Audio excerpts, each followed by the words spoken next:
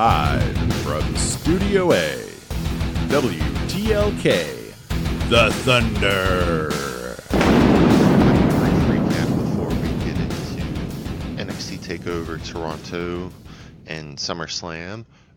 The mystery of who's been attacking Roman Reigns the last couple weeks finally came to a head when he confronted Buddy Murphy in the locker room at the end of SmackDown, and Murphy said it was Rowan. Also, we have new women's tag team champions. Alexa Bliss and Nikki Cross are your WWE Women's Tag Team Champions.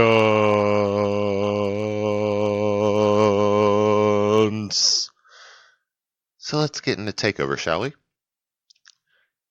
The Street Profits defeated Kyle O'Reilly and Bobby Fish of the Undisputed Era to retain the NXT Tag Team Championship, which means any hope that they were going to get all the gold, the Undisputed Era that is kind of just ended in the first match. So Io Shirai, evil Io Shirai, defeated her former friend Candice LeRae, so evil Io's about to start really wrecking some stuff over in NXT. Velveteen Dream retained his NXT North American Championship against Pete Dunne and Roderick Strong, though there was some little some foul play happening with the ref getting distracted or whatever when Pete Dunne had a pin clearly at one point, so maybe Pete Dunne gets another North American title opportunity soon. Stay tuned. Also, Shayna Baszler defeated Mia Yim without any help from Jessamine Duke and Marina Shafir because Mia beat the crap out of them. So, yeah, Shayna Baszler is still champion.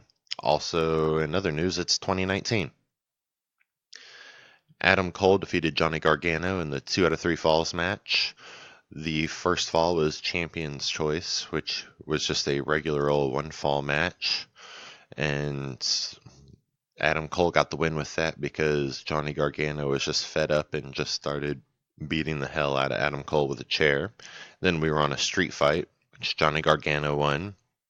And the third stipulation, chosen by William Regal, the general manager, was a no way out steel cage match. I think that's what it's called, but it's a steel cage that has weapons like attached to the cage walls, and it's pretty much beat the holy hell out of each other. No winning by escaping bullshit. Just beat the hell out of each other. You can get the pin or submission, and you're good. And Adam Cole won that one without any interference from other Undisputed Era members.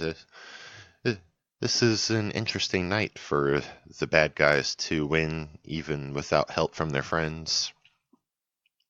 So on to the SummerSlam kickoff show. Drew Gulak defeated Oney Lorcan to retain the Cruiserweight Championship. Buddy Murphy and Apollo Crews had a random match going on until Rowan came out of nowhere and attacked Murphy for implicating him in who attacked Roman Reigns.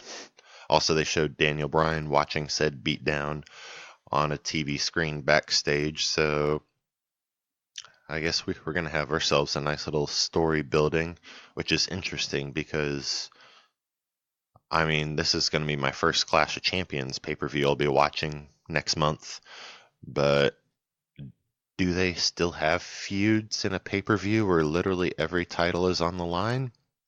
Let me know. Or maybe we just build this up to Hell in a Cell on October 6th. Who knows? This is going to be a kick-ass fall. Oh wait, fall is famously kick-ass for me. Just saying. Also, Elias came out and performed and trolled the people of Toronto about the Blue Jays and Kawhi Leonard. And then Edge came out and speared Elias. Also, Alexa Bliss and Nikki Cross retained their women's tag team championship by defeating the Iconics, the previous holders of said championship for the last 4 months. And as of today of this recording, later tonight, Alexa Bliss and Nikki Cross will be facing the Kabuki Warriors, the People's Tag Team Championship Choice team. But it's dope because Alexa Bliss came out in Buzz Lightyear cosplay and even held up her arm as if to do the whole Buzz Lightyear fake laser thing, and I thought it was just adorable and amazing. Corey Graves hated it, and he said he was ready to turn in his Alexa Bliss fan club card, to which I'll say, any turning in of said cards comes right to me, because if you're off the train, son, then I'm taking over. Alright, so on to the main show. Becky Lynch and Natalya face each other for the Raw Women's Championship in a submission match, meaning only their submissions, which are both pretty famous. Becky with the disarmer and Natalya with the sharpshooter. That's been a multi-generational Hart family submission move. And it was pretty, of course, we got to some parts where, Becky used the sharpshooter and Natalya used the disarmer, and Natalya's disarmer really looked like it freaking hurt. But in the end, Becky retains, so the man is Canada's new hero. Also, the next match was Goldberg versus Dolph Ziggler. I know I said last week it was Dolph Ziggler versus The Miz, but they had a contract signing on the Go Home show this past week, and The Miz was like, your match is with me next Monday on Raw. You just signed a contract to face this guy. And Shawn Michaels was standing right there, and he's like, it's not me. And then that's when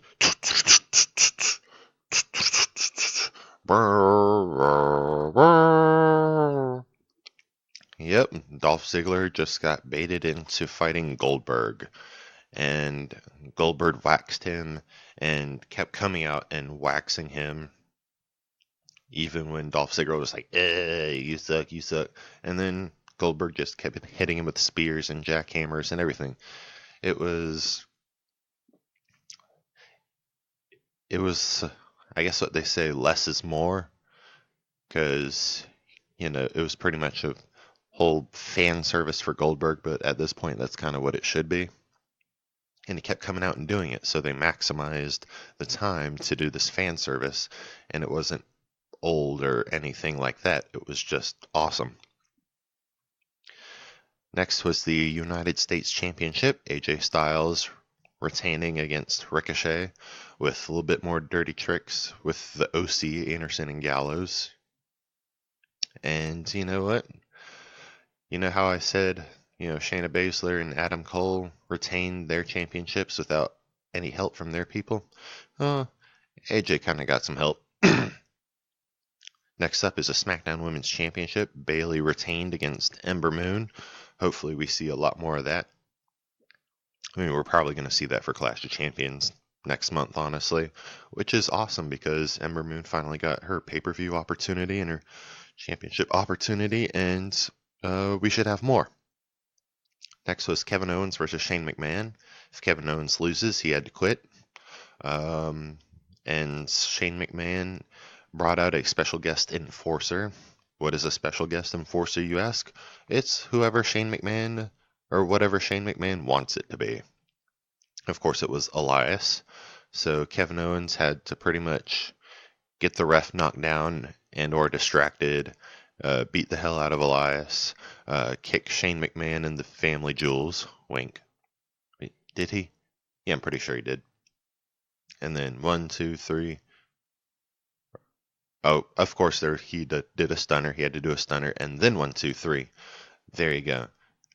Next up is Charlotte Flair versus Trish Stratus. That was a crazy, wonderful match. Charlotte Flair won because that's what happens in retirement matches.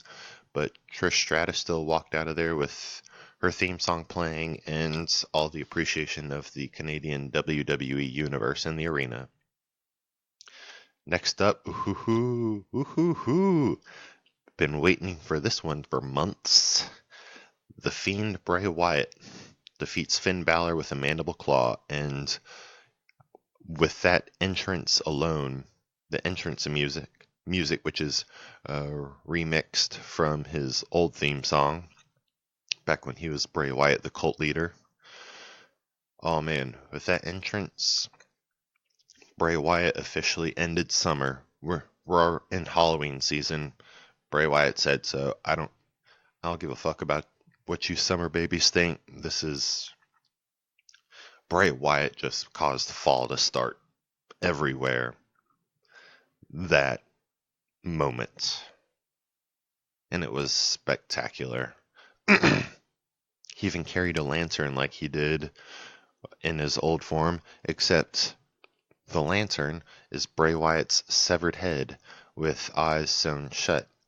Oh my god. Next year I want to cosplay as the Fiend. So bad. So yeah, he disposed of Finn Balor. And before that, like earlier at the beginning of the show, there was a little video of AJ and the OC going up to Finn. They were all in Bullet Club together. And AJ was like, hey, if you need any help, just give us the signal. Finn never gave the signal. I don't think the Fiend ever gave him the opportunity to. But I guess that might be teasing Finn Balor maybe joining the OC when he returns from his sabbatical. Who knows? Next was the WWE Championship. Kofi Kingston versus Randy Orton. A lot of bad blood here. And it ended in a double count out because... And then Randy Orton was just staring down Kofi's family, and then Kofi just snapped and started beating the hell out of Randy with steel chairs and kendo sticks. It was fantastic, and I can't wait to see this for Clash of Champions. Oh my god, I hope I'm going there in September, because it's up in Charlotte, which is just a couple hours from me, so ooh, that'd be so sweet. And then finally, Seth Rollins versus Brock Lesnar for the Universal Championship. The last couple weeks, Brock Lesnar has done some horrific damage to Seth Rollins, and Seth was pretty banged up, but he worked through it. You know, some people might say he just forgot selling the injury. I say Seth Rollins at 60% can beat Brock Lesnar, so Seth Rollins at 100%, nobody can beat him. So Seth is your Universal Champion again after losing it in Extreme Rules last month, which I'm sure if you've heard that, if you bothered to listen and try to follow along, because I know it was pretty sporadic when we chose to record, me going like, no, shit, no, when Brock Lesnar cashed in after their Seth and Becky's mixed tag team championship match. So yeah, Seth is Universal Champion again. Becky's still Raw Women's Champion. Alexa Bliss is one half of the Women's Tag Team Champion. I'm pretty happy.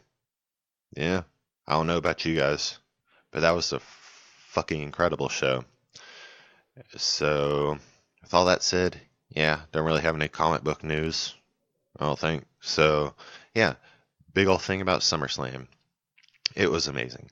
So now that SummerSlam is over, we can just go ahead and end summer in general now, and let's get to some Halloween shit. Stay spooky, Thunder Faithful.